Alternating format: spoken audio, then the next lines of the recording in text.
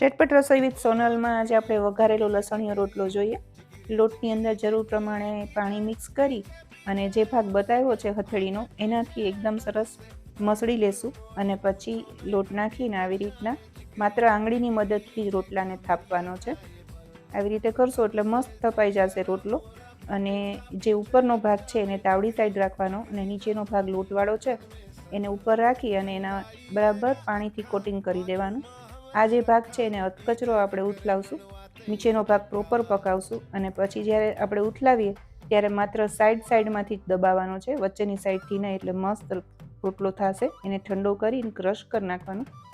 તેલ અને ઘી મૂકી હિંગ, લીલા મરચાં અને લીલું લસણ બારીક સુધારેલું ને થોડી હળદર, આવી રીતે વઘાર તૈયાર થઈ જાય એટલે એની અંદર રોટલાનો ભૂકો નાખી મીઠું મિક્સ કરીને તરત જ ઉતારી લેવાનું ને ગરમ ગરમ પીરસશો, બહુ મજા આવશે, બહુ ટેસ્ટ